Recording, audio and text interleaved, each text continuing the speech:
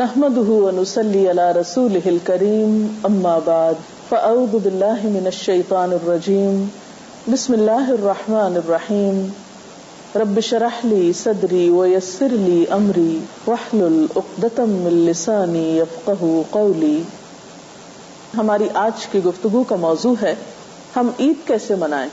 الحمدللہ رمضان المبارک اپنے اختتام کو پہنچا، خوشی کا موقع آیا.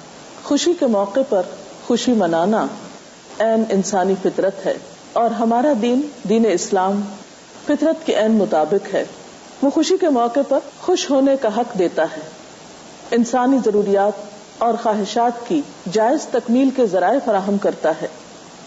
اسی لیے ہم دیکھتے ہیں کہ عید کے موقع پر نبی اکرم صلی اللہ علیہ وسلم نے خوشی منانے کی اور اس دن کو گزارنے کی بہترین تعلیم دی ہے. نبی صلی اللہ علیہ وسلم جب مدینہ تشریف لائے تو فرمایا تم سال میں 2 دن خوشیاں منایا کرتے تھے، یعنی اسلام سے پہلے. اب اللہ تعالیٰ نے تمہیں اس سے بہتر 2 دن عطا فرمائے ہیں، یعنی عید الفطر اور عید الاضحیٰ. یہ بخاری کی روایت ہے. عید کا تعین چاند دیکھ کر ہوتا ہے. عید کے چاند کو دیکھنے کے لیے کوشش بھی کرنی چاہیے، اور چاند دیکھنے کا موقع بذات خود ایک خوشی کا موقع ہوتا ہے. اگر ممکن ہو تو بچے اور بڑے سب مل کر عید کا چاند دیکھنے کی کوشش کریں.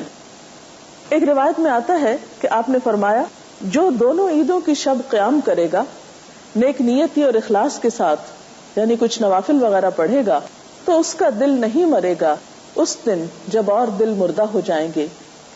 چاند رات کو ہی یا عید کی نماز پڑھنے سے پہلے ایک اہم ذمہ داری جو سب کو ادا کرنی ہے وہ ہے فطرانہ کی ادائیگی. فطرانہ گھر کے تمام افراد کی طرف سے ہوتا ہے. ہر مسلمان، غلام ہو یا آزاد، مرد ہو یا عورت، چھوٹا ہو یا بڑا، روزہ دار ہو یا غیر روزہ دار، صاحب نصاب ہو یا نہ ہو، حتیٰ کہ دودھ پیتا بچہ، اس کی طرف سے بھی صدقہ فطر ادا کیا جائے گا. یہ وہ صدقہ ہے جس میں تمام مسلمان شریک ہوتے ہیں. بہت سے مواقع پر جب صدقہ خیرات کی بات ہوتی ہے تو چند لوگ دیتے ہیں اور چند لوگ لینے والے ہوتے ہیں، لیکن اس صدقہ فطر میں سب کو شریک ہونا ہوتا ہے. حضرت ابن عمر سے روایت ہے کہ رسول اللہ صلی اللہ علیہ وسلم نے صدقہ فطر 1 صاع کھجور یا 1 صاع جو غلام، آزاد، مرد، عورت، چھوٹے بڑے ہر مسلمان پہ فرض کیا، یعنی سب کو ادا کرنے کا حکم دیا. 1 صاع کی مقدار تقریباً 2.5 کلو گرام کے برابر ہوتی ہے. یہ کھجور یا گندم یا دیگر اناج کی شکل میں بھی دیا جا سکتا ہے اور اس کی قیمت بھی ادا کی جا سکتی ہے. عید کا نام سنتے ہی ذہن میں زیب و زینت کا خیال آتا ہے. عید کے دن غسل کرنا، صاف ستھرے کپڑے پہننا. عید کے دن کی ابتدا بھرپور تیاری کے ساتھ ہونی چاہیے. اس دن خوشی کا اظہار کرنا چاہیے اور خوشی کے اظہار کے لیے گھر کی زیب و زینت اور اپنی ذات کی زیب و زینت کا اہتمام کیا جانا چاہیے. اس کے لیے غسل کرنا، صاف ستھرے یا نئے کپڑے پہننا اور زیب و زینت کا اہتمام کرنا پسندیدہ ہے. کے دن کرنے والے کاموں میں اہم ترین کام نماز عید کی ادائیگی ہے، لیکن اس کی ادائیگی سے پہلے کچھ میٹھا کھا لینا بھی سنت ہے. حضرت انس بن مالک رضی اللہ تعالی عنہ کہتے ہیں کہ رسول اللہ صلی اللہ علیہ وسلم عید الفطر کے دن کھجوریں کھائے بغیر عیدگاہ کی طرف نہیں جاتے تھے، اور نبی صلی اللہ علیہ وسلم تاک کھجوریں کھاتے تھے، یعنی 1 یا 3 یا 5. لیکن ضروری نہیں کہ کھجوریں ہی کھائی جائیں. اگر کھجوریں میسر نہ ہو تو کوئی بھی میٹھا کھایا جا سکتا ہے. عیدگاہ جاتے ہوئے تکبیریں پڑھنا بھی ایک مسنون عمل ہے. تکبیر کا مطلب ہوتا ہے اللہ تعالیٰ کی بڑائی بیان کرنا. ایک روایت میں آتا ہے کہ نبی صلی اللہ علیہ وسلم عید کے دن صبح سویرے نکلتے، عیدگاہ تشریف لے جاتے اور عیدگاہ جانے تک تکبیریں پڑھتے، پھر عیدگاہ میں بھی تکبیریں پڑھتے، یہاں تک کہ امام خطبے کے لیے بیٹھ جاتا، پھر تکبیریں پڑھنا چھوڑ دی جاتی. نماز عید کے لیے حضور صلی اللہ علیہ وسلم جو تکبیریں پڑھتے تھے وہ کچھ یوں ہیں: اللہ اکبر کبیرہ والحمد للہ کثیرا وسبحان اللہ بکرۃ واصیلا، یا پھر اللہ اکبر لا الہ الا اللہ واللہ اکبر وللہ الحمد۔ نماز کے لیے مصنون طریقہ یہ ہے کہ انسان جاتے ہوئے ایک راستہ اختیار کرے اور واپسی پر دوسرا راستہ۔ نماز کے لیے جاتے ہوئے سواری بھی استعمال کی جا سکتی ہے۔ اس کے علاوہ نماز کے لیے خواتین اور بچوں کو بھی حاضر ہونا چاہیے۔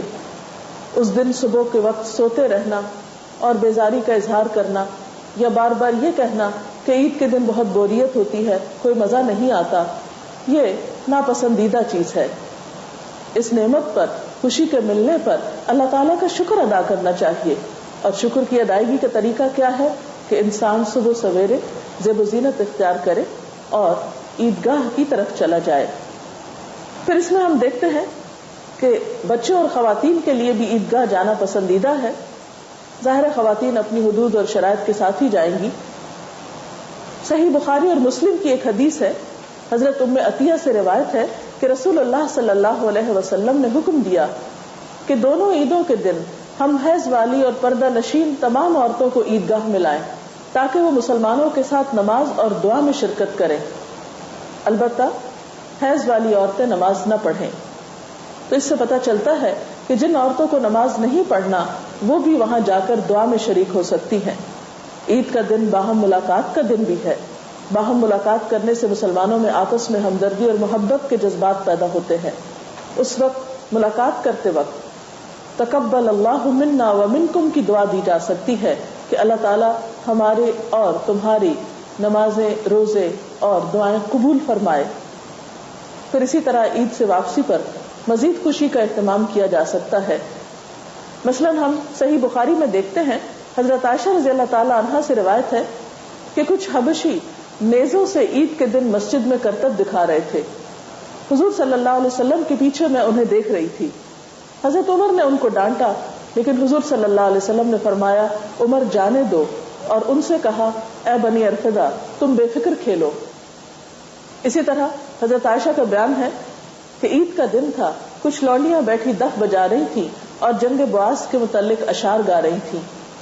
اتنے میں حضرت ابوبکر تشریف لائے اور فرمایا نبی صلی اللہ علیہ وسلم کے گھر میں گانا بجانا؟ نبی صلی اللہ علیہ وسلم نے فرمایا ابوبکر رہنے دو، ہر قوم کے لیے عید کا ایک دن ہوتا ہے اور آج ہماری عید کا دن ہے۔ تو اس سے پتہ چلتا ہے کہ خوشی کے موقع پر خوشی منانا یہ بھی اسلامی طریقہ ہے، لیکن عموماً ہمارے ہاں عید کے موقع پر خوشی منانے کا تصور ختم ہوتا چلا جا رہا ہے۔ خواتین زیادہ تر کھانا پکانے میں مصروف رہتی ہیں، صبح کے وقت عام طور پر بچے سوئے رہتے ہیں یا پھر رات کو بہت دیر تک جاگتے رہتے ہیں، بازاروں میں گھومتے پھرتے رہتے ہیں، اور اس میں بھی بسا اوقات ایسی حرکات دیکھنے میں آتی ہیں کہ جو پسندیدہ نہیں۔ رمضان بھر روزے رکھ کر عید کی رات کو تقوی کے خلاف کام کرنا اسلامی اخلاق کا حصہ نہیں ہو سکتا۔ ہمیں ایسی تمام چیزوں سے پرہیز کرنا چاہیے جو اللہ تعالیٰ کو ناپسند ہو، کیونکہ عام طور پر دیکھنے میں آیا ہے کہ بازاروں میں بسا اوقات خواتین کو تنگ کیا جاتا ہے، یا آوازیں کسے جاتے ہیں، یا غیر ضروری طور پر گھوما پھرا جاتا ہے۔ ان چیزوں کا خوشی منانے سے کوئی تعلق نہیں۔ اسلام میں خوشی منانا بھی باوقار طریقے سے ہے۔ پھر اسی طرح بعض اوقات یہ بھی دیکھنے میں آیا ہے کہ خوشی منانے کے لیے ہم جو کپڑے پہنتے ہیں یا زیور پہنتے ہیں تو ان میں کمپٹیشن شروع ہو جاتا ہے، باہم مقابلہ بازی کی کیفیت ہوتی ہے۔ اس وجہ سے بھی خوشی بسا اوقات حسد میں تبدیل ہو جاتی ہے۔ ہمیں اس بات کا تو حق دیا گیا ہے کہ ہم نعمت کا اظہار کریں، اچھا پہنیں، اچھا کھائیں، لیکن اس بات کی اجازت نہیں دی گئی کہ ہم اپنی نعمت کا اظہار اس طرح کریں کہ دوسرے کی تحقیر ہو یا دوسرا تکلیف میں مبتلا ہو، یا صرف اپنی خوشی کا خیال رکھیں اور دوسروں کو بھول جائیں۔ رمضان کے علاوہ اس موقع پر بھی اپنے عزیزوں دوستوں کو یاد رکھنا، ضرورت مند لوگوں کو یاد رکھنا، ان کی ضروریات کا خیال رکھنا، یہ بھی ہمارے فرائض میں شامل ہے۔ حقیقی خوشی تو وہ خوشی ہوتی ہے جس میں سب شریک ہوں، صرف اپنی خوشی کا ہی نہیں دوسروں کی خوشی کا بھی خیال رکھا جائے۔ اللہ کرے کہ آپ سب کی یہ عید حقیقی خوشیوں کی عید ہو اور آپ اس میں خوب خوب انجوائے کریں. وآخر دعوانا ان الحمد للہ رب العالمین.